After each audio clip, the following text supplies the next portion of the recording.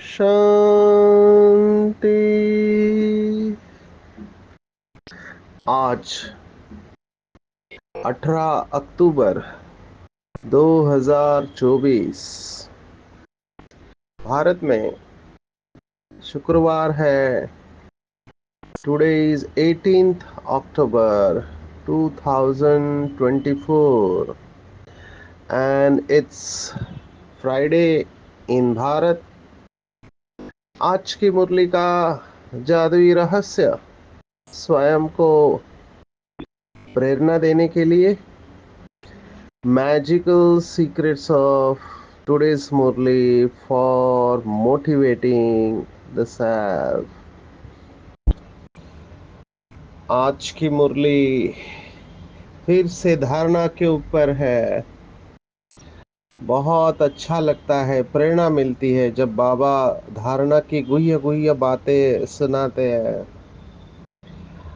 बाबा ने कहा कि कौन से बच्चे बाबा को बहुत अच्छे लगते हैं। आज की मुरली में तो बाबा को लौकिक में भी माता पिता को वही बच्चे अच्छे लगते हैं जो गुणवान है। लौकिक में गुणवान और अलौकिक परिवार में गुणवान बनना, इसमें रात दिन का अंतर है। यहाँ पे बाबा ने कहा कि कोई भी क्रिमिनल आश नहीं रखनी है। पूरा खेल ये आशाओं के ऊपर है। आश माना इच्छा, तो दो प्रकार की इच्छाएं है, एक सिविल और क्रिमिनल। पर बाबा जिसे क्रिमिनल कहता है और लौकिक दुनिया में क्रिमिनल, वो दोनों अलग है। लौकिक दुनिया में काम विकार को क्रिमिनल नहीं समझते हैं, लेकिन यहाँ काम विकार क्रिमिनल है। भगवान वाच है जो श्रीमद् भगवत गीता स्पष्ट कहती है कि ये महाभक्षी और महापापी काम विकार है। तो ऐसी आश नहीं रखनी है। लौकिक में तो माँ बाप सोचते हैं बच्चे की शादी करें, लेकिन यहाँ पर बाबा कहता है कि जितना पवित्र बनेंगे उतना दिव्य गुण धारण होंगे। आज तो बाबा ने स्पष्ट कहा कि लक्ष्मी नारायण सबसे महान आत्माएं हैं। आजकल के बड़े बड़े सन्यासी भी इनके सामने कुछ नहीं। और बाबा ने मुरलियों में कहा है लक्ष्मी नारायण तो बड़े होने के बाद नाम पड़ता है, लेकिन श्री कृष्ण और श्री राधे ये तो उनकी प्यूरिटी की डिग्री तो लक्ष्मी नारायण से भी ज्यादा है। तो ऐसे पुण्य आत्मा बनना है, गुणवान बनना है, ये आज की पूरी मुरली है। बाबा ने स्पष्ट कहा कि विकर्म करने वाले बच्चे बाबा को बिल्कुल अच्छे नहीं लगते हैं। तो आज पूरी मुरली में चेकिंग हमको करना है कि हम कितने गुणवान बने हैं, हमारे अंदर कितने गुण भरे हुए हैं। बाबा आया है हमको फूल बनाने के लिए, खुशबूदार फूल। एक स्वमान बाबा का बहुत अच्छा लगता है कि हम अल्लाह के बगीचे के खुशबूदार फूल है। फूल फूल के बारे में लौकिक में भी बहुत बहुत कुछ कहा जाता है। क्षमा का गुण फूल से सीखना चाहिए। फूल दूसरों को खुशबू देने के लिए अपनी जान को कुर्बान कर देता है। जैसे फूलों का चूरा करने के बाद भी उसमें से खुशबू आती है, इसको कहते हैं क्षमा का गुण। कोई हमको कितना भी तकलीफ दे, लेकिन हमारे से खुशबू ही निकलनी चाहिए। ये है दिव्य गुण जिसको बाबा ने अलग अलग मुरलियों में अलग अलग भाषाओं में कहा है। जो हमारे साथ अच्छा बिहेव करते हैं उनके साथ अच्छा बन के चलना बड़ी बात नहीं है, वो तो सभी करते हैं, दुनिया वाले भी करते हैं। कमाल तब है कि लोग आपका अपमान कर रहे हैं, इंसल्ट कर रहे हैं, आपके बारे में बुरा कह रहे हैं, उनके बारे में भी शुभ भावना रखना, ये कमाल है और ये बाप समान अवस्था है। जैसे भक्ति मार्ग में बाबा की कितनी बदनामी किया, सर्वव्यापी के ज्ञान है।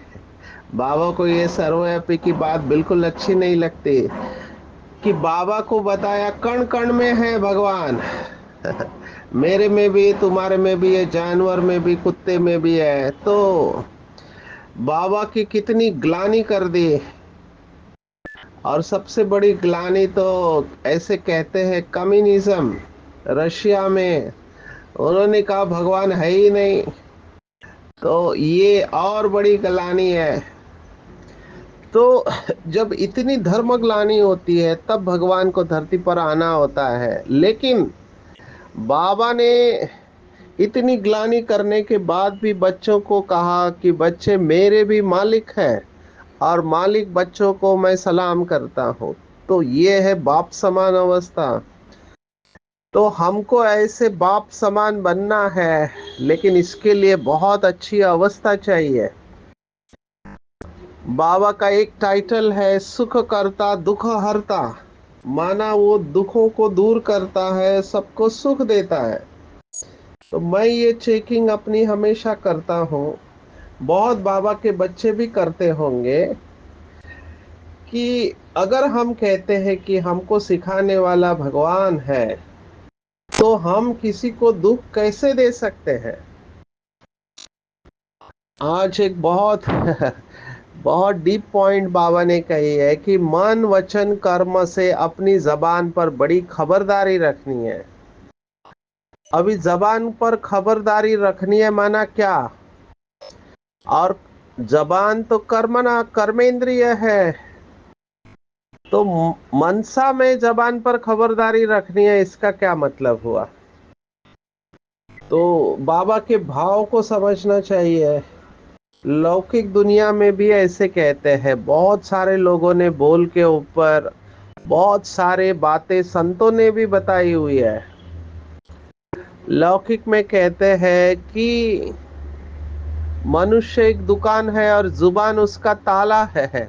ताला खुलता है तो पता चलता है कि कौन सी दुकान है, कोयले की है या हीरे की है, कोयले की है या हीरे की है। तो जब व्यक्ति बोलना चालू करता है तब पता चलता है। अभी ये बाबा क्यों कह रहा है? क्योंकि हमारा बेसिक स्लोगन है कम बोलो, धीरे बोलो, मीठा बोलो।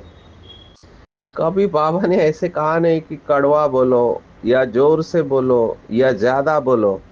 ये टोटली अगेंस्ट है, ज्यादा बोलना, जोर से बोलना और कड़वा बोलना। कितना सिंपल स्लोगन है, लेकिन धारण करना कई लोगों को मुश्किल लगता है, स्पेशली जब माया का वार होता है। गुस्सा, अभी मैं कितना इसके ऊपर सुनाऊं। मैं खुद अपने को चेक भी करता हूं। जैसे हम आगे बढ़ते हैं ज्ञान योग में, सबसे पहला कंट्रोल जो आता है वो हमारे गुस्से के ऊपर आता है, या आना चाहिए आइडियली। लेकिन हम देखते हैं अभी मुंबई में एक इंसिडेंस हुआ जिसने सबको शॉक कर दिया है। आजकल तो सोशल मीडिया का जमाना है तो वायरल हो जाता है। मैं इसके ऊपर सेशन लेता हूँ। इसको अंग्रेजी में कहते हैं रोड रेज। रोड रेज माना रोड पर जब आप गाड़ी चलाते हैं उस वक्त आने वाला गुस्सा। अभी भारत के बहुत शहरों में जाने के बाद हमने देखा है कि ट्रैफिक रूल्स को सभी फॉलो नहीं करते हैं। हर एक की अपनी मनमानी चलते रहती है। और गाड़ी चलाते वक्त कई लोग गलतियां करते हैं, रॉन्ग साइड से निकालते हैं, गलत चलाते हैं, सिग्नल नहीं देते हैं, बहुत कुछ होता है। इसके ऊपर तो मूवी भी बना हुआ है, साउथ इंडियन मूवी जो बहुत फेमस हुआ, कि रास्ते पे लोग क्रॉस नहीं करे इसलिए पत्थर रखे हुए रहते हैं। अभी पूरा घूम के आना पड़ता है, तो टाइम बचाने के लिए लोग वो पत्थर को साइड में करके टू व्हीलर वहां से घुसा के अपना रास्ता क्लियर कर लेते हैं। अभी रात को वो टू व्हीलर पे एक का एक्सीडेंट हो जाता है, माँ और बच्ची दोनों ऑन द स्पॉट पर शरीर छोड़ देते हैं। और फिर ऐसे बताया कि वो हर एक व्यक्ति जो वहां से ऐसे पत्थर हटाता है उसकी मौत हो जाती है। ये बहुत क्रिएटिव लोग होते हैं फिल्म वाले। पर कुछ ऐसे ही मुंबई में हुआ। मुंबई के मालाड इलाके में एक व्यक्ति टू व्हीलर टर्न मार रहा है और सामने से रिक्शा आ रही है, तो ओवरटेक किया। तो बहुत गुस्सा आया, ऐसे न्यूज में लिखा है, लेकिन वो वीडियो में दिखा रहे हैं कि झगड़ा हो गया। तो वो रिक्शा वालों ने उस व्यक्ति को बहुत मारा। वो 30 साल का जवान था और उसको आधा घंटे से 45 मिनट तक मारते रहे। उनके बच्चे के माँ बाप ने समझाने की कोशिश किया, लेकिन कोई उनकी सुन नहीं रहा है। बाद में पुलिस आके उनको हॉस्पिटल लेके गए, लेकिन तब तक उसकी मृत्यु हो चुकी थी। तो ये मृत्यु जो हुई है गाड़ी चलाते वक्त आने वाले गुस्से की वजह से हुई है। इसको रोड रेज कहते हैं साइकोलॉजी में। अभी मैं तो ये देखता रहता हूँ, मेरे साथ में जो भी भाई गाड़ी चलाते हैं उनको मैं हमेशा दो इंस्ट्रक्शन देता हूँ। एक, गाड़ी चलाते वक्त फोन को जितना हो सके नहीं उठाना है। अगर उठाना पड़ा तो आपको वायरलेस या क्या बोलते हैं उसको, ब्लूटूथ वगैरह इस्तेमाल करना है। फोन को हाथ में लेके गाड़ी नहीं चलानी है, क्योंकि उससे कंसंट्रेशन चला जाता है। इसके वजह से हमारे एक भाई का शरीर छूट गया है मधुबन में। तो ये बहुत इंपॉर्टेंट है। दूसरा, लोग गलतियां करेंगे, आपको गाड़ी चलाते वक्त दिमाग को बहुत ठंडा रखना है, ड्राइवर को। तो ये क्या है, ये क्रोध का विकार है। आजकल हम देख रहे हैं कि लोगों की सहन शक्ति खत्म होते जा रही है, और सहन शक्ति खत्म होने के कारण थोड़ा किसी ने कुछ बोल दिया तो तुरंत गुस्सा आता है। बोला नहीं है, कुछ किया या नहीं किया तो भी गुस्सा आता है। तो मैं गुस्से को फटते हुए देख रहा हूँ चारों तरफ, क्योंकि ट्रैवलिंग बहुत होता है। तो इतने सारे केसेस, कल रात को मैं पुणे से मुंबई आया, तो जो ड्राइवर था बेचारा, बहुत रहम आ रहा था उसके ऊपर। अभी मैं इतनी सारी स्टोरी लंबी नहीं सुनाना चाहूंगा, लेकिन अभी वो गरीब है, वो 10-12 घंटा टैक्सी चला रहा है, और घर में 4 बेटियां हैं, उसमें एक का दोनों किडनी फेल हो चुका है। तो मैंने उसको समझाया कि इच्छाओं को जितना हो सके कम रखो, ऊपर वाले को शुक्रिया अदा करो। तो उसका गुस्सा इतना फट पड़ा, उसने कहा क्या फायदा, भगवान को देखना तो चाहिए, मैं कितनी मेहनत कर रहा हूँ, अपने परिवार को चला रहा हूँ। तो वो नाराज था ऊपर वाले से, हालांकि दूसरे धर्म वाला। और वो कहता है 4 बेटियों को संभालने जिसके घर में पैदा होती है वो जन्नत में जाती है, ऐसे उनको बताया गया है। लेकिन वो ऊपर वाले से बहुत नाराज। मैंने उनको कहा ऊपर वाले को शुक्रिया अदा करो। बोलता है कैसे शुक्रिया अदा करो, मैं इतना मर रहा हूँ, मैं अपने बच्चों को ठीक तरह से खाना इलाज भी नहीं करा पा रहा हूँ।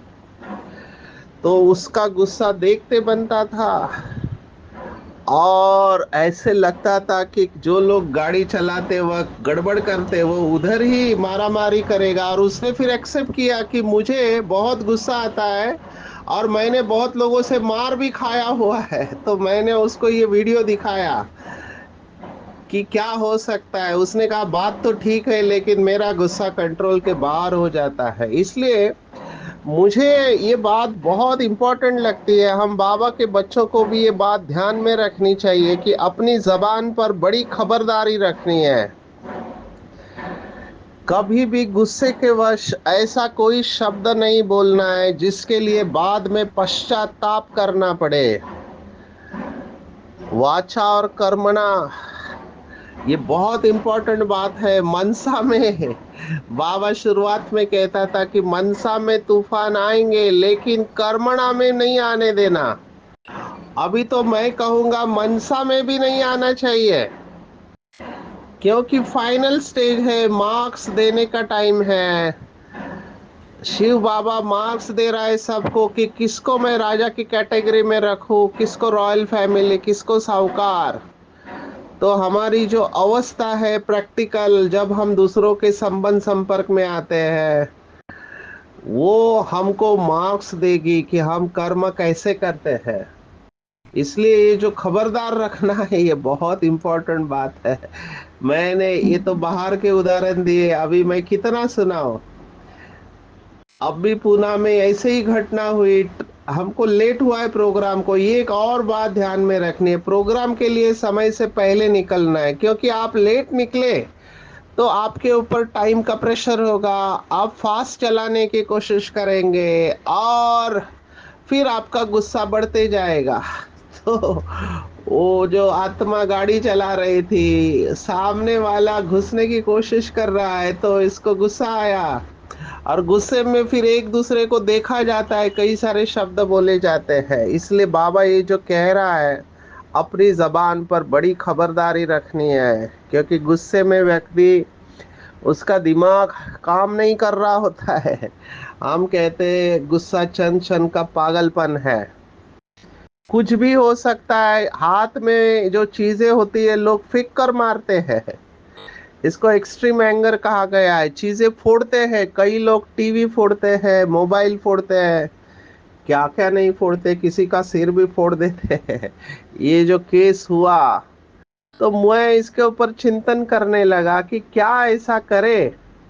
बाबा कह रहा है कि बच्चों को बहुत बहुत खबरदारी रखनी है। अभी हमको ये क्यों इम्पोर्टेंट लगा, क्योंकि रिलेशनशिप्स, संबंध खराब होने का कारण ये हमारा अनकंट्रोल एंगर है। आप सभी समझदार हो, मुझे इसमें ज़्यादा बोलने की ज़रूरत नहीं है। मेरे सामने सब केस स्टडीज आते हैं और हमको सीखना चाहिए, एक दूसरे से सीखना चाहिए कि फलाने आत्मा ने गुस्से में आकर कुछ ऐसा बोल दिया जो वो जिंदगी भर पश्चाताप कर रहा है। जितने भी जेल में केसेस पड़े हैं, आप देखो, under the effect of anger, गुस्से के अंडर इन्होंने ऐसा कर्म किया है। वो चंद क्षण का गुस्सा आपके पूरे उज्जवल भविष्य को तबाह कर सकता है। अभी जो मुझे दिखाई दे रहा है, मुझे ऐसे लगता है इलेक्शन का टाइम है बहुत सारे स्टेट में, और हमको पता है ड्रामा बद से बदतर होने वाला है, और ऐसे पोस्ट वायरल होने वाले हैं। ये पॉलिटिशियन लोग हैं, ये भड़काऊ भाषण करने वाले हैं, ये बहुत बढ़ने वाला है। तो हमको इनकी बातों में नहीं आना है और बिल्कुल इनसिक्योर फील नहीं करना है। बाबा के बच्चों का कभी भी अकल्याण हो नहीं सकता जो श्रीमत पर चल रहे हैं। तो हमको ऐसे मैसेजेस फॉरवर्ड नहीं करने चाहिए एक दूसरे को। ये बहुत बड़ा विकर्म हो सकता है, क्योंकि उसके वजह से गुस्से की नफरत का भाव पैदा होता है। तो ये नफरत फैलाने वाले मैसेजेस बाबा के बच्चों को नहीं फैलाने चाहिए। बाबा के बच्चों को शांति के प्रकंपन फैलाने चाहिए, क्योंकि लोग अपनी इच्छाओं से बहुत दुखी है। आज की मुरली में बाबा ने कहा एक ही आश रखनी है, हमको बाकी सभी आश नहीं रखनी चाहिए। जैसे साइंटिस्ट लोग होते हैं, उनकी एक ही आश रहती है कि सत्य क्या है, वो सत्य को जानना चाहते हैं। देखो, मैं भौतिक शास्त्र के बारे में पढ़ रहा था, कहाँ तक इनका चिंतन चलता है। भौतिक शास्त्र एक साइंस की ब्रांच है जिसमें क्वांटम फिजिक्स नाम का एक, पार्टिकल फिजिक्स बोलते हैं। अभी लाइट का ड्यूअल नेचर में ही अटके हुए हैं कि लाइट जो है, प्रकाश जो है, वो कण है या फिर वेव है, तरंग है, कण या तरंग, पार्टिकल और वेव। तो ये ड्यूअल नेचर ऑफ लाइट है। तो उससे थोड़ा ये लोग कहाँ तक पहुंचे हैं, तो ये इनकी बातें और बाबा की बातें सेम लगी मुझे। देखो ये लोग भगवान को जानते नहीं है, लेकिन ये लोग कह रहे हैं कि बिंदु है या तरंग है। और जब बाबा की संडे को मुरली चली, वृत्ति से वाइब्रेशन, तो मुझे पूरा साइंस आंखों के सामने, क्वांटम फिजिक्स, भौतिक शास्त्र नाचने लगा। एक एक रशिया का साइंटिस्ट है, उन्होंने किताब का नाम ही लिखा हुआ है, डांसिंग वुली मास्टर्स। माना उनको ये सब जो कण है एटम के अंदर या अणु के अंदर, परमाणु है, वो सब मास्टर्स दिखाई दिए। अभी क्या क्या साइंटिस्ट का चिंतन चलता है देखो। और मुझे लगता है ये साइंटिस्ट जो बहुत गहराई में जाके मनन चिंतन करते हैं, वो अल्टीमेटली स्पिरिचुअल बन जाते हैं, आध्यात्मिकता की ओर जा रहे हैं। तो ये प्रकाश का जो बिहेवियर उन्होंने देखा कि वो या तो कण है या तो तरंग है, तब मुझे पता चला कि आत्मा बिंदु भी है, और बिंदु आत्मा से तरंग निकलते हैं। तो तरंग जो निकलते हैं वो है वाइब्रेशन। पर निकल किससे रहे हैं? बिंदु लाइट से निकल रहे हैं। तो लाइट से वेव्स निकलते हैं। तो लाइट का ड्यूअल नेचर, माना जो प्रकाश है उसका दुहेरी अस्तित्व हम कहते हैं हिंदी में, वो दोनों हमारे स्पिरिचुअलिटी के साथ मिलता है। अभी उनको ये बाबा का नॉलेज पता नहीं है। बाबा के कुछ साइंटिस्ट बच्चे भी है जो बड़ी पोस्ट पर है, वो इस बात को समझ सकते हैं। इसलिए मैं कई बार आदरणीय जगदीश भाई का वो किताब सजेस्ट करता हूँ, parallel between science and religion.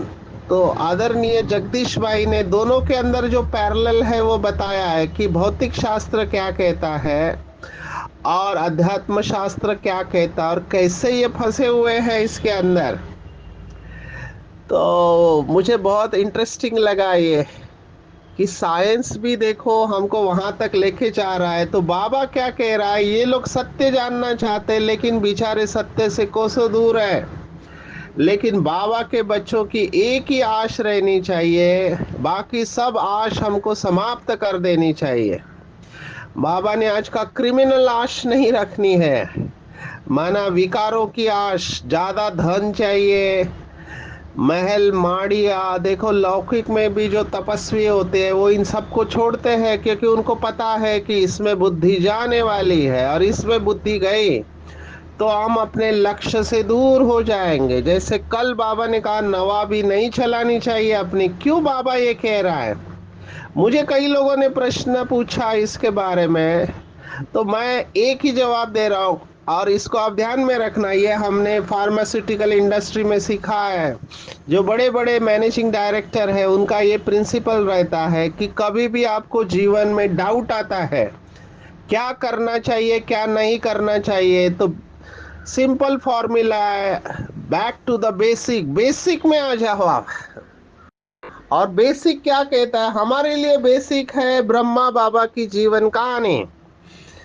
तो ब्रह्मा बाबा कैसे जिए? बाबा तो सबसे बड़ा उस समय लौकिक में इतना बड़ा मर्चेंट था, जिनका इतना बड़ा कारोबार था। आप सोचो, हीरो का व्यापारी ब्रह्मा बाबा का पहले का फोटो देखो, कुर्सी पर बैठा हुआ।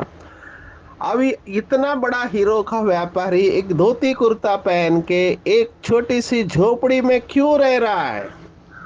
बाबा चाहता तो अपने लिए अच्छा मकान बना सकता था, लेकिन नहीं, बाबा झोपड़ी में रहा और बहुत साधारण रहा, बहुत साधारण रहा। दादियों ने हमको अनुभव सुनाया कि दादियाँ कहती थी कि बाबा आप अच्छे घर में, आपके लिए अच्छा मकान। बाबा ने कहा ये सब बच्चों के लिए है, बाप तो पुरानी जुत्ती है। देखो खुद को पुरानी जुत्ती का, और कहा ये सब मकान जो है मेरे बच्चों के लिए है। आज हम ब्रह्मा बाबा की इसी सादगी आज हम ब्रह्मा बाबा के इसी सादगी को याद करके प्रेरणा लेते हैं कि हमको भी ब्रह्मा बाप समान सिंपल और रॉयल बनना है। तो ये आशाओं के साथ जुड़ी हुई है, इसलिए मैंने ये स्पष्टीकरण दिया।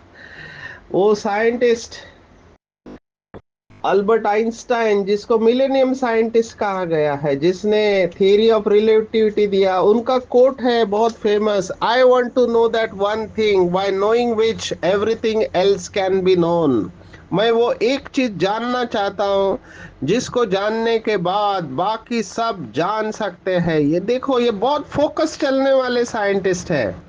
हमारा एक भाई है, कितने सालों से साइक्लिक नेचर ऑफ टाइम के ऊपर रिसर्च कर रहा है कि 5,000 साल का चक्र कैसे है।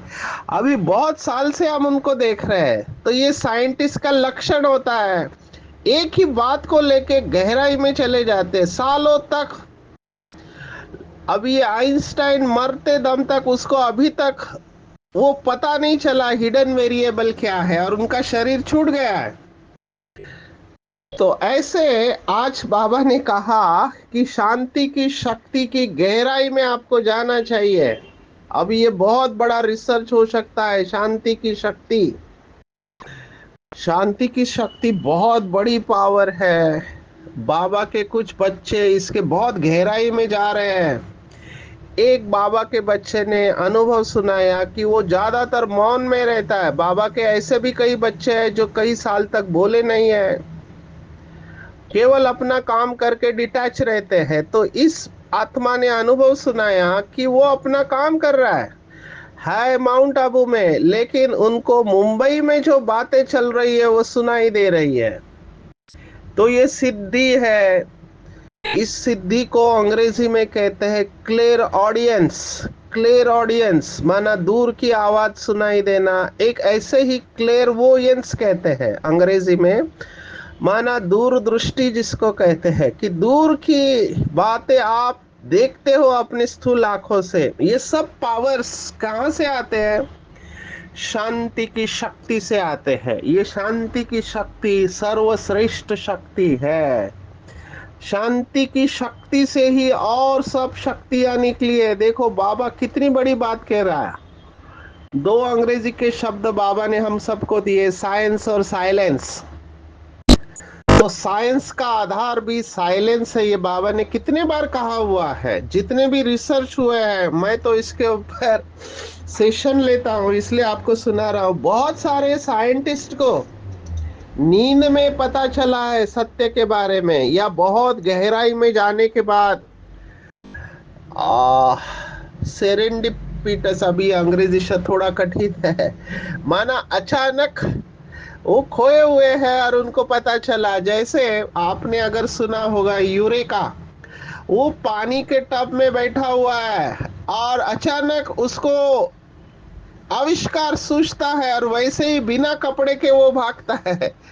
अभी ये सब कैसे हुआ?